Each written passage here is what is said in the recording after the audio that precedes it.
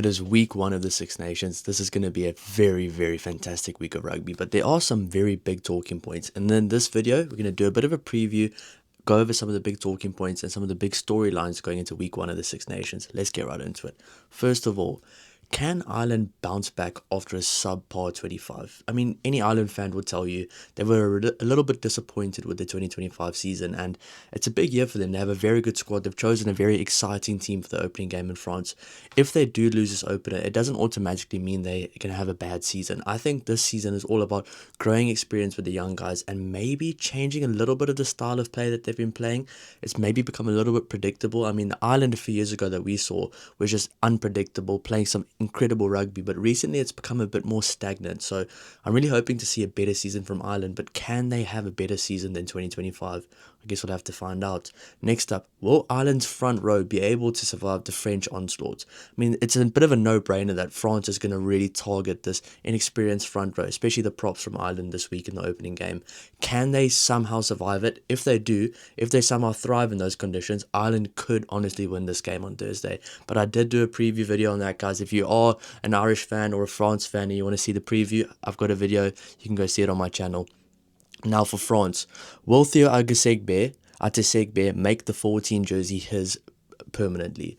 Will he take that jersey from Damien Penaud? He's only 21 years old. He's a very young player. He has a lot of potential, but will he make it his own throughout the Six Nations, or is Damien Penaud not being in the squad just a temporary thing? I think that's going to be a big storyline throughout the tournament, especially for French fans. They don't know what's going on. Damien Penaud is still a phenomenal player for Bordeaux, but Theo Adesegbe is a phenomenal youngster, and he really can make that jersey his. But he has to have a big performance against the likes of Ireland, England, and Scotland, the big teams. He has to make an impact. Also, will Baptiste Seren make this jersey his? Will he make the second number 9 jersey his? There's a very good 9s in France right now. You have the likes of a Maxime Lucu, a Nola Nagarek. There's a lot of good scrum halves right now in France, but Baptiste Seren is special.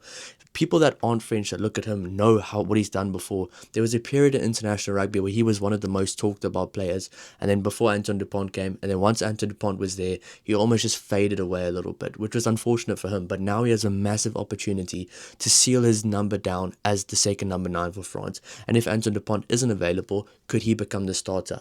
I personally think he can. He is absolutely phenomenal. But can he make that jersey his? I guess we'll have to find out. But there's a lot of good storylines around that French team, around selections, and around guys who they might select for the 2027 World Cup. They've got a lot of options and a lot of depth.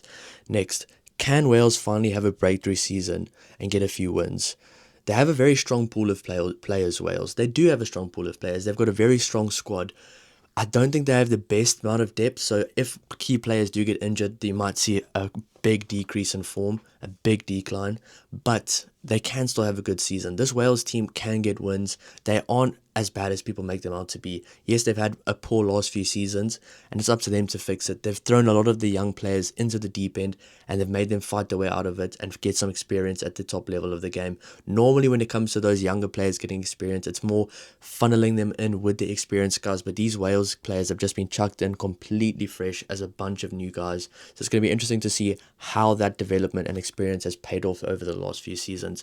Can they get a few wins? What does a successful season look like for Wales? I'm not sure. It could be a few wins. It could be losing games only by a few points. It's going to be interesting to see Wales this season. I hope they can bounce back because they're a very good team. And I like Wales being good in international rugby. It's important for Wales to be good, especially for the region of Wales.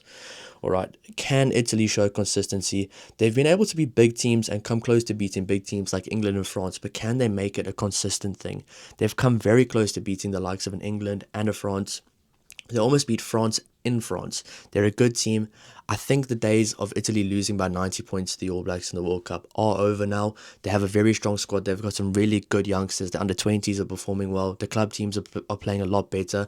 And most of their good players are playing in France and overseas club rugby. And they're performing at a very high level. But can they make it a consistent thing of performing at a high level? It's going to be very interesting. And I think the likes of Italy and Scotland both have a bit of consistency problems and issues they need to sort out going into the Six Nations. Next, will Scotland be able to start strong and finally be able to finish the Six Nations the way they started? In recent years, they've honestly started really strong and been one of the most talked about, hyped up teams over the first 2 or 3 games. Then after that, it just seems like all their form fades, all the imagination fades, the way they play just changes completely. If they can keep up the form from their first 2 games, if they start strong, they could be one of the favourites to win the tournament. So it's very interesting to see with a really world-class squad like Scotland have, can they keep it up throughout the whole tournament? Can they finally find some consistency? Because let's be real, the results the Scotland team have put out in recent years have been very disappointing with the squad they have, for the player pool they have as well.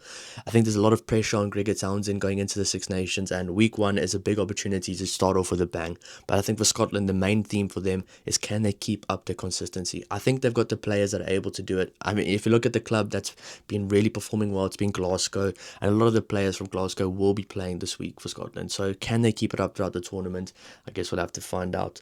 Now, can England keep up their form? They've been one of the informed teams in world rugby right now, and they really are on the up. They've been starting to win games consistently, and a team that knows how to win games, it's very difficult to beat a team that knows how to win. They have to really go and beat them. They're not just going to get beat. So England are coming up to that level of Ireland and France, where they are tough to beat. You have to really go there and you have to beat them, and their mindset's getting a lot better and a winning mentality. But can they keep it up now? They've got some big games. They've got the likes of an Ireland, Scotland, France, Italy.